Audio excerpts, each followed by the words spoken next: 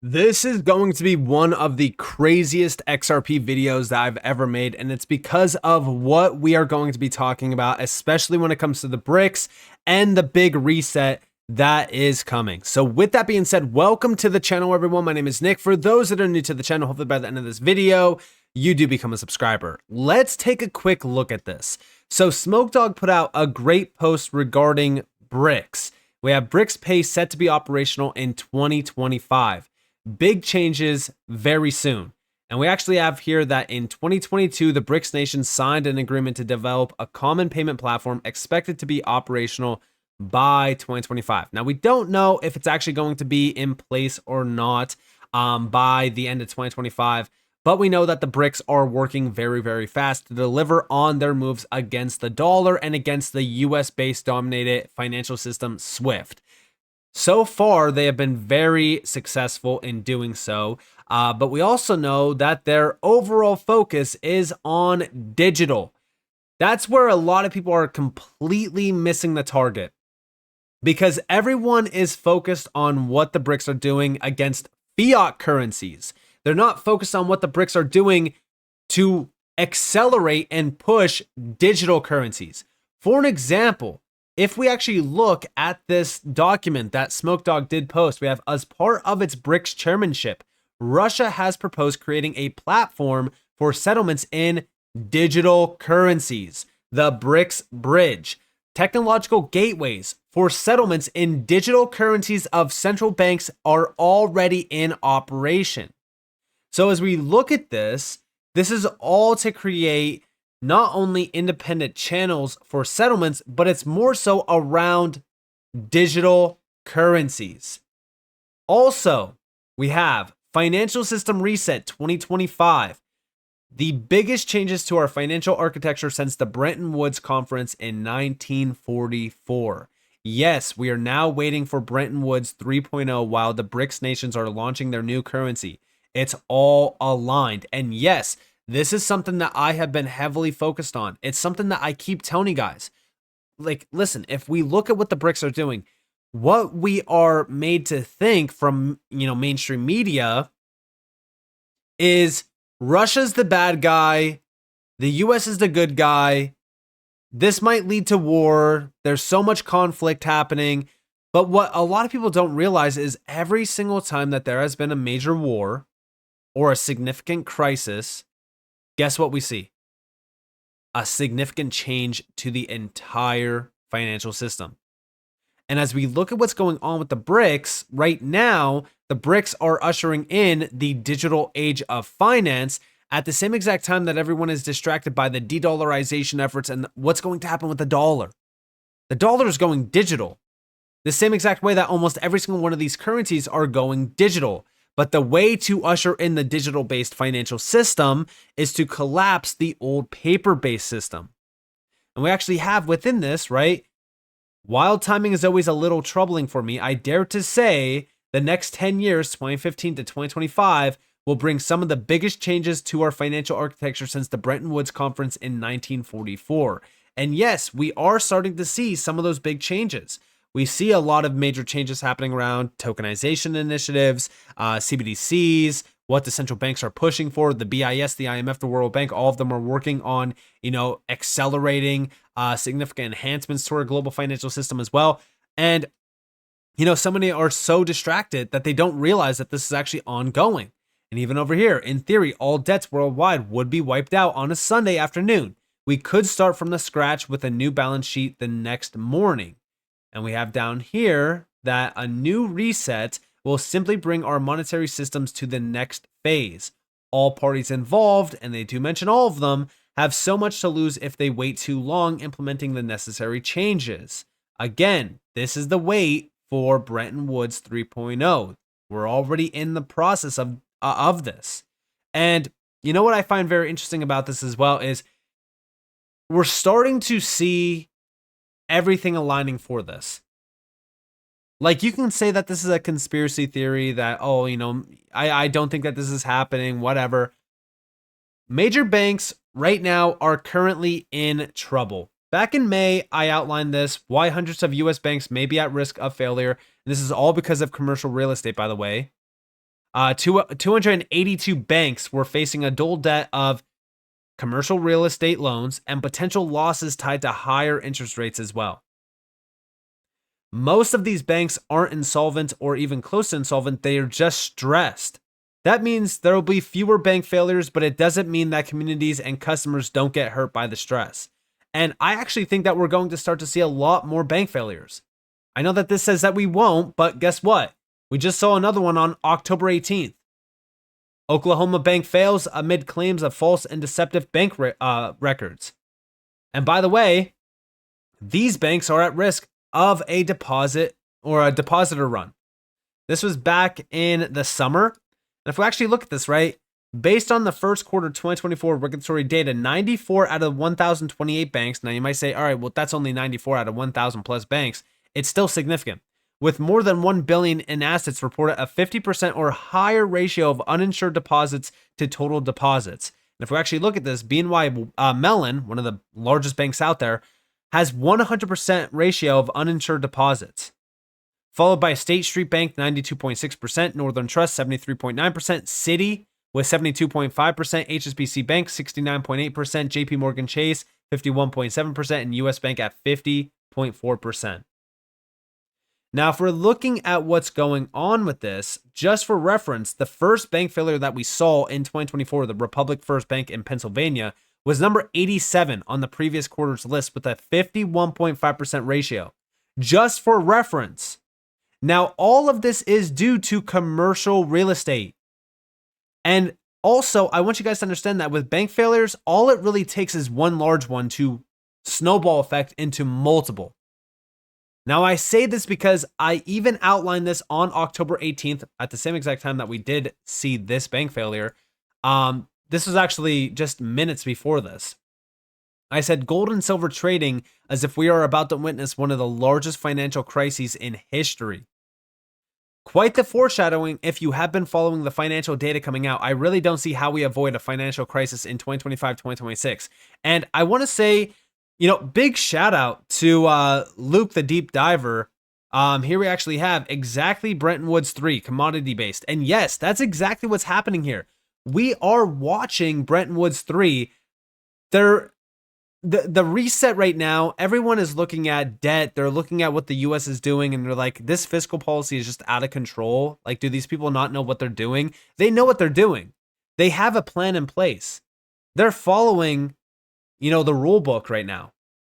This is all leading to a massive collapse, and ultimately it's going to lead to a debt wipeout as well. Just like we see here outlined. Every citizen in the world was to be credited with, let's say, 1,000 newly designed bank cores, which would be accepted by all banks and businesses. We could start anew in an instant. We could even write off all mortgages and nationalize all real estate. And we have a system whereby we pay rent to the state. These kind of scenarios are hard to comprehend, but when the need is highest, solutions can become very creative. And yes, this is why it's so hard to predict what's going to happen here. It's also very hard to predict the time frame on this. That's why I say 2025, 2026, if we're really looking at this. But it's all a part of what the BRICS are doing.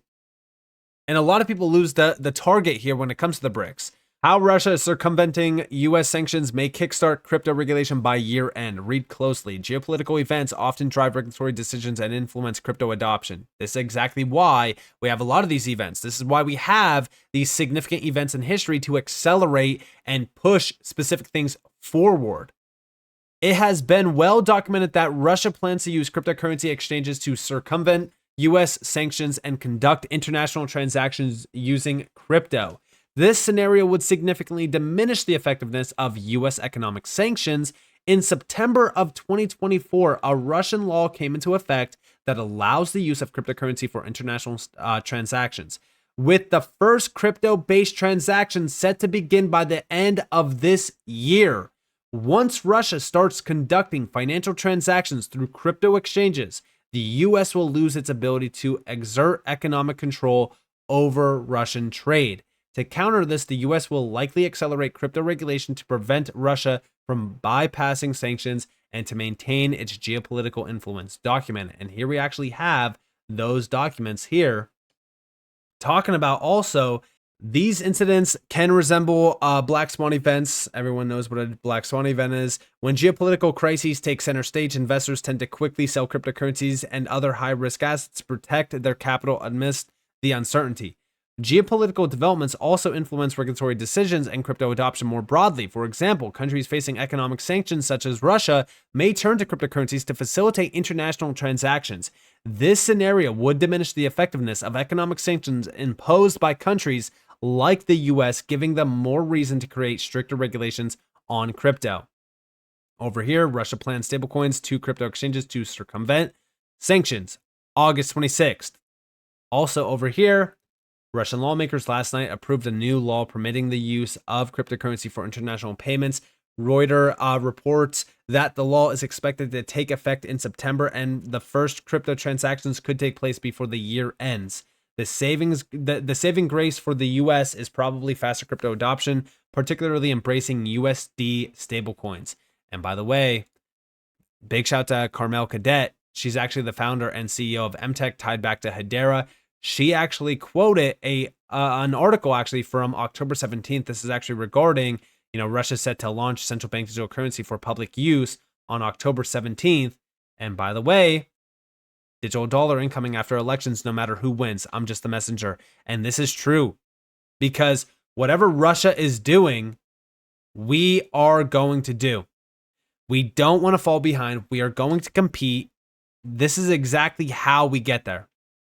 And it's all aligned. It's all perfectly aligned. Stablecoin regulations have been, a big focus for a while now. I wouldn't be surprised if we got them by the end of the year. And by the way, big shout out to Anderson for this. We have geopolitical strategy for the US, Ripple and XRP, headquartered in the US. As a US-based company holding 44% of the supply of XRP, including escrow, RLUSD can expand USD usage around the world. Having clarity in court as a non-security, must follow US sanctions, a global cross-border payments network, and various financial use cases controlled by a US company. The US can't stop crypto being used around the world, might as well support a regulatory compliant US-based company that holds nearly half of all XRP in order to be a leader in this new industry. And by the way, for those out there already saying, well, the BRICS are going to do this, the BRICS can use XRP. They can use it. If Russia wanted to use XRP, they can. Now, could they use Ripple payments? No, they can't, because Ripple has to comply with sanctions. So as we think about this, yeah, it definitely does put a spotlight on what Ripple, or how Ripple, I should say, will look going forward, because it seems as though Ripple is creating an arsenal for the US. We have all of these major CBDC, tools and products that they have been pushing. Ripple custody is massive for institutions. They're trying to create institutional DeFi initiatives with the XRP ledger. It almost feels as though Ripple is at the forefront of this. And by the way, the exact same thing can be said about what's being pushed by the US Treasury. They actually said that tokenization could be big, but may need central bank control, basically central control. We have US Treasury advisors are actively discussing tokenizing debt on the blockchain and raising concerns about Tether's instability. I also want to outline real quick, tokenizing debt also feels very similar to, this debt wipeout basically. But we have problem reaction solution. RLUSD offers a secure, scalable solution that can reshape global debt into a stable asset-backed framework. Yes, as we look at what the US Treasury has been pushing, specifically what we've been looking at around Tether as well, is the warning signs being pushed. Red flags left and right around Tether. At the same exact time that RLUSD seems as though it's ready to launch, it feels as though the geopolitical tension right now is pushing for a spotlight to be put on a US-based company that's been around this space for a while, that is pushing for USD-backed products like the RLUSD stablecoin. It feels as though Ripple is that secret weapon for the US. And it's kind of crazy, though, to really think about all of this if we go all the way back to 2022 to now. because the whole timeline and a lot of the events align perfectly for this massive revolution. And Ripple being a big player here, probably one of the biggest players in this space compared to, majority of them, it feels as though the US definitely has the upper hand when it comes to the, crypto and blockchain and the revolution happening around digital currencies. A lot of people will say, well, why are they, in the middle of a lawsuit? One could argue that the lawsuit is nonsense. I've talked about this on multiple occasions. It feels as though the lawsuit is just noise. XRP is already cleared. Ripple will most likely be cleared. Ripple's already working with the FSB. They're working with the BIS. They're working with some of the largest players out there. They already have those deep, state connections. So as we really look at this, I don't think that the SEC matters. I think everyone should focus on the geopolitical tension here because, yeah, a digital dollar is happening. No matter what, everyone's sitting here, saying, oh, a digital dollar is not going to happen because, Congress this, Congress that. It's happening. It's probably going to happen by, the end of this year, maybe by the first half of 2025. The digital revolution is already upon us. We're already witnessing one of the largest changes in history around currencies. So as we really look at what's going on here, what the BRICS are doing, what we're seeing around banks, it's all a part of that Bretton Woods 3.0 push. This is all a part of the major reset that is also going to be happening to push us into that Bretton Woods 3.0 move. So don't lose focus of what all of this noise really is. So with that being said, I hope that you guys enjoyed this video. If you guys definitely leave a like, subscribe to notifications on because more free content. You guys are more than welcome to follow me on Twitter and join the free Discord down in the description below. And with that being said, guys, it's been Nick. Thanks for watching. Peace out.